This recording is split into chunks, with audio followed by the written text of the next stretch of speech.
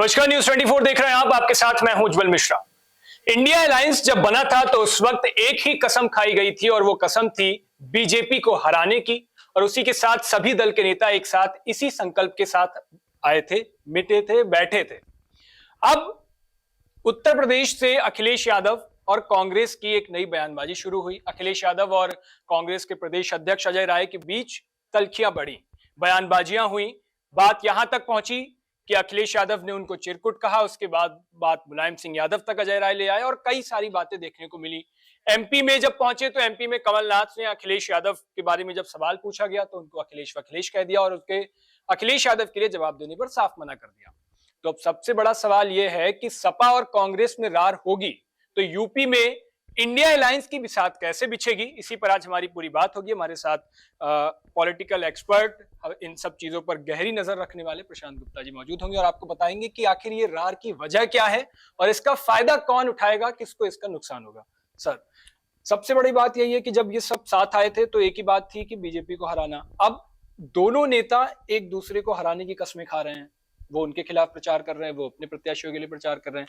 तो इसका फायदा तो कम, मुझे लग रहा है नुकसान ज्यादा होगा। देखिए, ये बात सही है कि जब इंडिया गठबंधन, इंडी गठबंधन है, क्योंकि इंडिया में अलायंस अपने आप एक आखिर में आ जाता है और बीजेपी अब इसको इंडी गठबंधन कह रही है। तो वो जो इंडिया बना है केंद्र में लोकसभा चुनावों को लेकर एक गठबंधन बनाने की कोशिश की गई विपक्ष की, जिसमें मोदी लहर को रोका जा सके और केंद्र के अंदर किसी तरह से बीजेपी को सत्ता की दहलीज से बाहर रखा जा सके। पहली चीज, क्या ये जो मीटिंग हुई थी तो पटना से शुरू हुई, बेंगलुरु गई, बेंगलुरु से मुंबई और मुंबई से दिल्ली होनी है। तो 3 मीटिंग्स में क्या ये तय हुआ था कि जो आगामी राज्यसभा चुनाव या माफ करिएगा जो राज्यों के चुनाव है उसमें एकजुट होकर लड़ा जाएगा? क्या इस पर चर्चा हुई थी? ये बात आज तक सामने नहीं आई है। सबने ये जरूर कहा है कि 2024 में हम एकजुट होकर लड़ेंगे। अखिलेश यादव ने ये जो बयान दिया 2 दिन पहले, जिसमें उन्होंने कहा कि उनके नेताओं को मध्य प्रदेश में दिग्विजय सिंह कमलनाथ ने रात में 1 बजे तक बुलाकर बिठाया, बातचीत की और उनसे संभावित उम्मीदवारों के नाम मांगे और कहां पे वो टिकट चाहते हैं उसके बारे में उन्होंने चर्चा की। तो ये एक पहल की गई थी कांग्रेस की तरफ से मध्य प्रदेश में और शायद वहां पे मध्य प्रदेश के भीतर जो बड़ी पार्टी है या फिर जो जिनके बीच में टक्कर है वो सपा कहीं पर भी नहीं है, बसपा कहीं पर भी नहीं है, वहां पे सीधे तौर पे बीजेपी और कांग्रेस के बीच में 1 to 1 फाइट। यही बात हुई भी थी इंडिया गठबंधन में कि जहां पे 1 to 1 फाइट है और जो एज पर है वो वहां पे लड़े और 1 to 1 फाइट हो लोकसभा चुनावों में, चाहे वो उत्तर प्रदेश में हो, चाहे वो मध्य प्रदेश में हो, चाहे वो पश्चिम बंगाल में हो, पंजाब में, दिल्ली में, कहीं पर भी हो। तो 1 into 1 यानी कि बीजेपी के साथ में विपक्ष का एक कैंडिडेट सामने खड़ा हो। ये वाली बात हुई थी। अब यहाँ पर घोसी उपचुनाव की अगर हम बात करें, घोसी उपचुनाव में कांग्रेस ने बिना किसी शर्त के समर्थन दिया और घोसी उपचुनाव के नतीजे हम सबके सामने, सपा वहां से जीती। लेकिन वहीं पे उत्तराखंड में बागेश्वर सीट पर सपा ने अपना कैंडिडेट उतार दिया, जहां पर जिसकी वजह से कांग्रेस की हार गया। अब देखिए, ये सारी चीजें हैं एक प्रेशर पॉलिटिक्स बनाने की, प्रेशर पॉलिटिक्स इस बात को दिखाने की कि हम आपसे बड़े हैं। अखिलेश यादव, इसमें कोई डाउट नहीं है कि उत्तर प्रदेश के भीतर कांग्रेस का ना संगठन है ना ही उनके पास अब नेता है। ठीक है, वो अपने आप को उभारना चाहती है। एक समय में जो देश पे राज किया जिसने 70-72 साल तक, आज उसका उत्तर प्रदेश के अंदर नाम लेवा कोई नहीं है। 2 सीटें जहां से जीतती हुई आई थी पिछले, और उसमें 1 सीट बची है, वो भी सोनिया गांधी की। अमेठी हार चुके हैं, रायबरेली में सिर्फ बचा हुआ है और इसके अलावा कांग्रेस का कहीं पर भी कुछ भी वजूद नहीं, जबकि यूपीए 2 में 21-22 सीटें जीती थी कांग्रेस और उसके बाद वहां पे अपने आप को एक रिवाइवल की स्थिति में लेकर आई थी। लेकिन जैसे जैसे चुनाव होते चले गए वहां पर कांग्रेस का विधानसभा के चुनावों में मामला एकदम तरीके से कहा जाए सुपड़ा साफ रहा। प्रमोद तिवारी की बेटी जो है वो किसी तरह से जीत जाती है और वो भी उनकी अपनी व्यक्तिगत इमेज है जिसकी वजह से वो जीतती है और उसके अलावा कोई उनका है नहीं। अब कांग्रेस अपने आप में रिवाइवल चाहती है। देश का सबसे बड़ा सूबा है जहां पर 80 लोकसभा सीट है।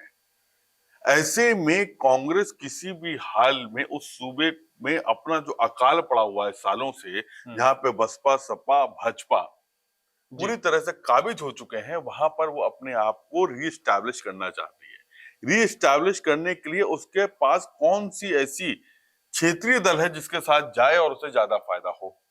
आप अगर देखेंगे तो 2017 के उपचुनाव विधानसभा के चुनाव में कांग्रेस और सपा दोनों मिलकर लड़े जी। और ये कहा गया कि इस प्रदेश को युवा पसंद है और वहां पे इनको मुंह की खानी पड़ी और हालत ये हो गई कि कांग्रेस और सपा मिलकर भी किसी तरह से भी बीजेपी को रोकने में अक्षम हो गई और कहा यह गया कि बीएसपी ने सपोर्ट कर दिया, बीएसपी ने चीजें कर दी और जबकि बीएसपी भी कोई बहुत अच्छी स्थिति में नहीं रही और सब धराशायी हो गए और योगी सरकार बनी 2017 2022 में 5 साल के बाद भी यही अमूमन स्थिति हुई।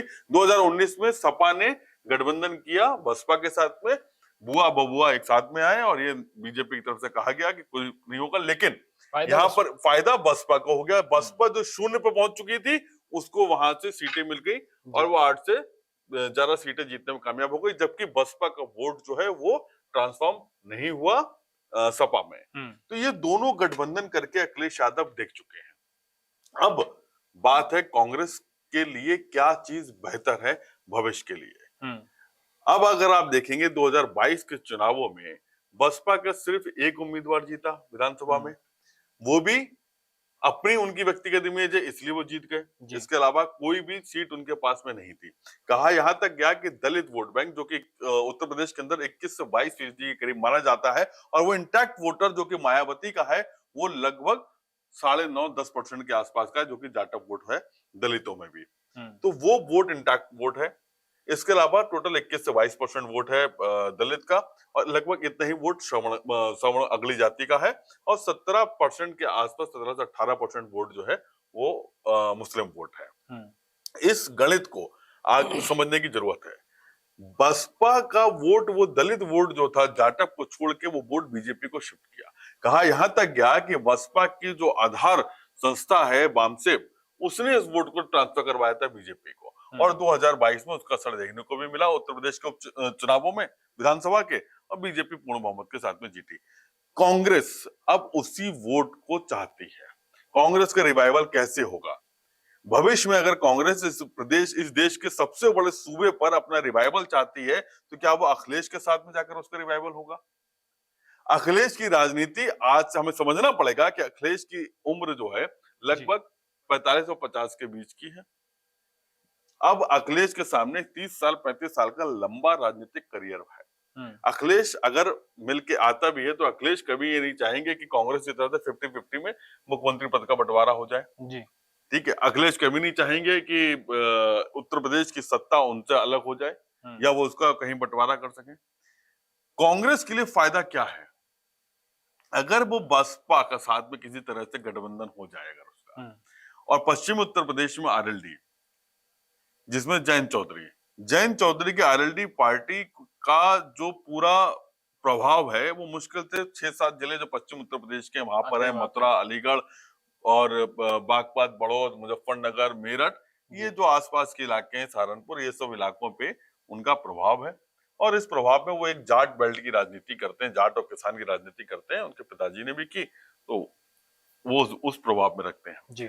कांग्रेस की नजर इसी पश्चिम उत्तर प्रदेश और बुंदेलखंड के इलाके में है, जहां पर दलित और जाट और मुस्लिम वोट का कॉम्बिनेशन अगर बन जाता हो, पिछड़ा कॉम्बिनेशन बन जाता है, इसके अलावा जातीय समीकरण बन जाते हैं, तो 21 से 22% का दलित वोट बैंक, 17 से 18% का मुस्लिम वोट बैंक, तो मिला के हो जाता है लगभग 40% और उसके अलावा जो कैंडिडेट का वोट परसेंटेज है वो मिला के अगर हम जोड़ते हैं तो लगभग 45 से 50% के आसपास के वोट बैंक पे आप शुरुआत करते हो, लड़ाई लड़ते हो आप चुनावों में।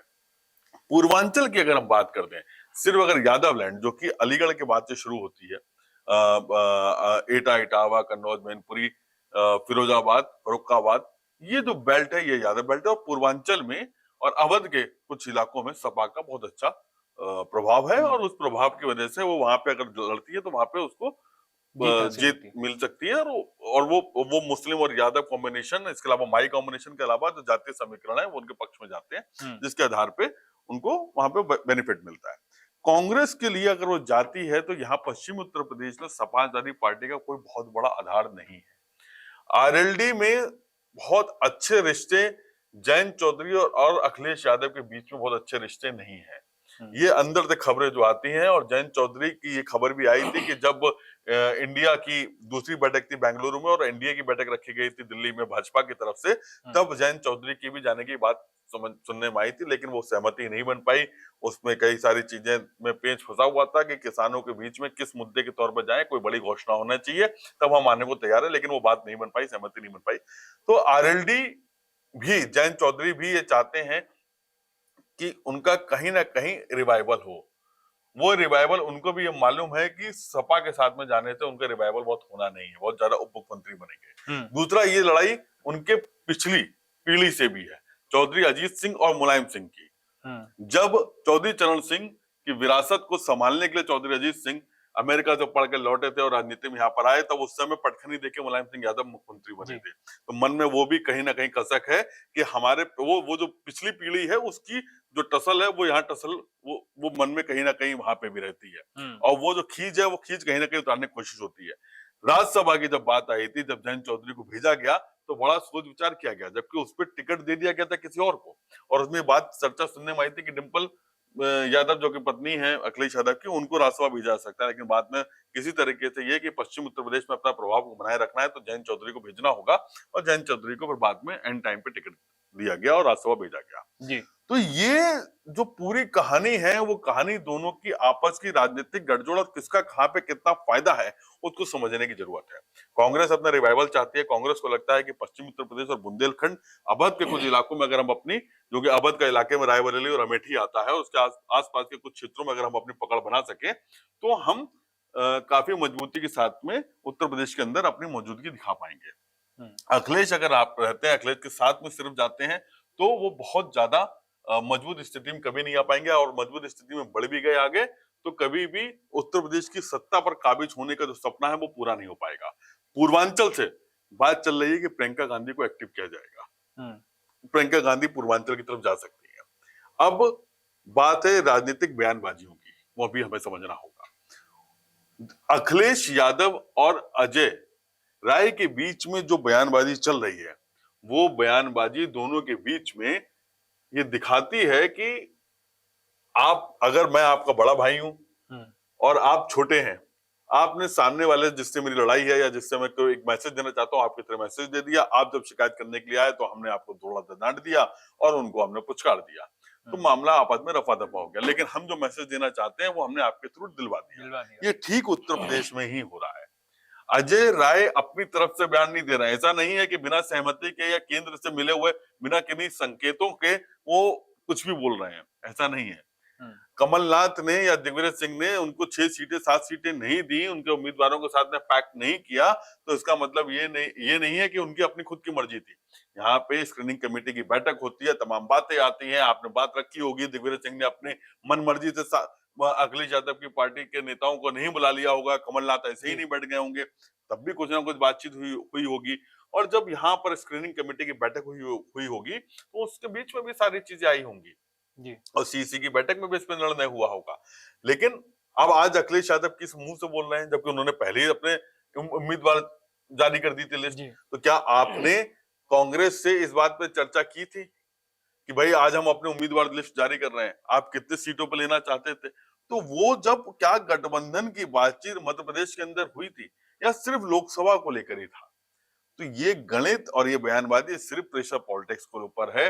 अखिलेश यादव भी ये बहुत अच्छे से जानते हैं कि इंडिया गठबंधन में वो अगर अपने आप को बहुत आगे लेकर जाएंगे, तो उनसे किसी समय भी किनारा किया जा सकता है। कहीं ना कहीं हमारे सूत्र जो हमें बताते हैं, उसके मुताबिक लगभग दिसंबर के बाद कोई बड़ी बात नहीं होगी कि बसपा, जो कि अभी ना बीजेपी के साथ में ना इंडिया के साथ में जाने को तैयार है, वो कल को इंडिया का अलायंस हो जाए और कांग्रेस के साथ में आगे चली जाए। देखिए, मायावती और बीएसपी आज की तारीख में उत्तर प्रदेश के अंदर उनका जो कहा जाए कि आधार है, वो बहुत खत्म हो चुका है। अब वो भी आधार अपना आगे बढ़ाना चाहती हैं। मायावती का भतीजा आकाश आनंद है, उनको आगे बढ़ना है, उनकी एक राजनीति है, और वो राजनीति जो है वो तभी शुरू हो सकती है जब आप सत्ता में आने के लिए अपनी एक मौजूदगी दर्ज कराएं। वो मौजूदगी दर्ज कराने के लिए 2024 सबसे बड़ा प्लेटफॉर्म है।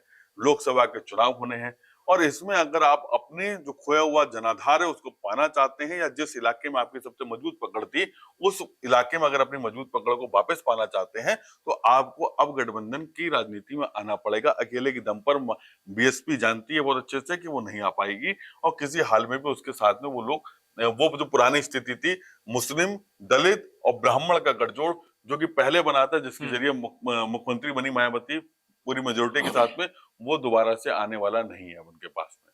वो जो 2007 का गठबंधन जो हालात थे वो हालात अब नहीं बन सकते हैं। तो 16 साल बीत चुके हैं और अब 16 साल में गंगा यमुना में काफी पानी बह चुका है, अब वो स्थिति आने वाली नहीं है। तो ये पूरा गेम प्रेशर पॉलिटिक्स का है, और अखिलेश यादव ये बहुत अच्छे से जानते हैं कि अगर ये बात नहीं बनी तो किसी भी तरफ कहीं पे भी सुई घूम सकती है, कोई भी गठजोड़ एक दूसरे के साथ में आ सकता है, और राजनीति इसी का नाम है, कोई किसी का दुश्मन नहीं होता, कोई किसी का तो दोस्त नहीं होता। अखिलेश यादव ये बखूबी जानते हैं कि बिना गठबंधन तो सत्ता हासिल होनी नहीं है, तो अखिलेश यादव ये इतना बड़ा निर्णय अकेले भी तो नहीं लेंगे। बिल्कुल, देखिए अखिलेश यादव भी ये जानते हैं कि सपा, बसपा, कांग्रेस, इन सब का वोट बैंक एक ही है लगभग, ठीक है। दलित वोट कभी भी सपा को नहीं आता है, ये वो भी बहुत अच्छे जानते हैं, और 2019 के चुनावों में वो देख भी चुके हैं। सबसे बड़ा आधार है वो है उनके पास माई कॉम्बिनेशन का, मुस्लिम और यादव, लेकिन वो एक पर्टिकुलर बेल्ट में है, जिसके जिलों के नाम मैंने आपको अभी पहले भी बताए थे। वो बेल्ट के अलावा वो आधार कहीं और नहीं बन सकता, इसीलिए अखिलेश यादव ने पीडीए का एक फॉर्मूला निकाला, पिछड़ा दलित अल्पसंख्यक, जिसमें वो दलित को भी अपने साथ जोड़ना चाहते हैं, लेकिन दलित यादव के साथ या उस जगहों पर आने की स्थिति में होगा वो मुझे नहीं लगता, और 2019 के इलेक्शंस में ये साफ हो चुका है। कांग्रेस का जो वोट बैंक है, कांग्रेस अपना कैंडिडेट उतारती है तो कहीं ना कहीं 10, 15, 20,000, 25,000 कुछ तो वोट लेके जाती है। बसपा भी अगर आप टिकट देखेंगे तो मुस्लिम कैंडिडेट्स को ज्यादा टिकट मिलते हैं, जहां पे वोटों का बंटवारा हो जाता है, डिवीजन होता है, और उसमें सीधा फायदा बीजेपी को होता है। तो वो अगर वोटों का डिवीजन रोकना है तो आपको सबको एक साथ में आना होगा। फिर सपा, जाहिर सी बात है कि उसका प्रदेश के भीतर जनाधार ज्यादा है, उसके कार्यकर्ता ज्यादा है, संगठन मजबूत है, लिहाजा अखिलेश यादव चाहते हैं कि 80 सीटों में से एक बड़ा हिस्सा, बड़ा चंक उनकी पार्टी को मिले और वहां से ज्यादा उम्मीदवार उतारे जाएं। हमें जो जानकारी मिली थी लगभग 50 से 55 सीट, 60 सीटों के भीतर अखिलेश यादव चाहते थे कि 80 में से उनको जगह मिले, बाकी आरएलडी को, और 10 सीटें के करीब आरएलडी को, 15 सीटें को करीब जो है वो कांग्रेस को दी जाए, और वहीं पे ये गठबंधन बनाया जाए।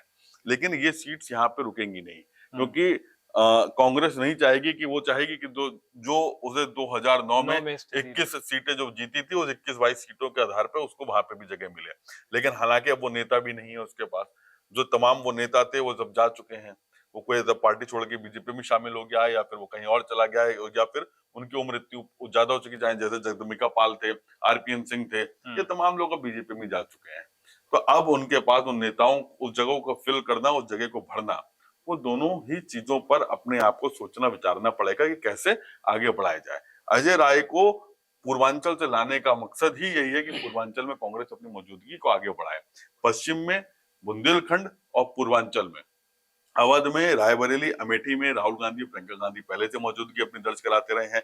अब पूर्वांचल में अगर प्रियंका गांधी जाती हैं, अजय राय वहां पे अपनी स्थिति को और अच्छा बनाते हैं, और पश्चिम में आरएलडी के साथ मिलकर बुंदेलखंड में बीएसपी का वोट बैंक, जो कि दलित वोट काफी है वहां पर, और बुंदेलखंड में यादव वोट भी है कई इलाकों में, झांसी और औरैया और इस तरफ का जो इलाके हैं वहां पर भी अच्छा खासा एक यादव वोट बैंक है। तो वो सारी चीजों को अगर हम जोड़ते हैं, दलित वोट, मुस्लिम वोट और जो कैंडिडेट्स का जातीय वोट है, उसके आधार पर अगर ये आगे जाते हैं तो जाहिर सी बात है कि वहां पे कांग्रेस लीड पोजीशन पर आएगी, और कांग्रेस जातीय जनगणना के नाम पर जिस तरह से मुद्दा उठाया हुआ है, उसके जरिए ओबीसी वोट बैंक, जो कि लगभग हर प्रदेश के अंदर 60% के ऊपर माना जा रहा है, उस वोट बैंक के जरिए अगर वो इंटैक्ट राजनीति करती है तो उसको आने वाले 2024 के चुनावों में फायदा होगा। न केवल 2024 के चुनावों में, बल्कि 2027 के चुनावों की भी ये तैयारी है कि हम 24 तक की ना सोचें, हम आगे की रणनीति सोचें, आगे की राजनीति सोचें, और राजनीति में यही सबसे बड़ा फायदे का सौदा होता है। जो आगे की सोच के चलता है वही अपने आप को काफी लंबे समय तक राजनीति में जिंदा रख पाता है। तो कुल मिलाकर ये लड़ाई 2024 नहीं 2027 तक की लड़ाई है, और ये पूरी प्रेशर पॉलिटिक्स, जिसमें सोची समझी रणनीति के तहत सारी चीजें सामने आती है। जनता को लगता है ये आपस की लड़ाई है, लेकिन इसमें भी बहुत सारी बातें हैं जो एक दूसरे के थ्रू कन्वे कर दी जाती हैं। हालांकि आपकी इस पर क्या राय है हमें कमेंट बॉक्स में जरूर बताइएगा। बाकी की खबरों के लिए देखते रहिए न्यूज़ 24।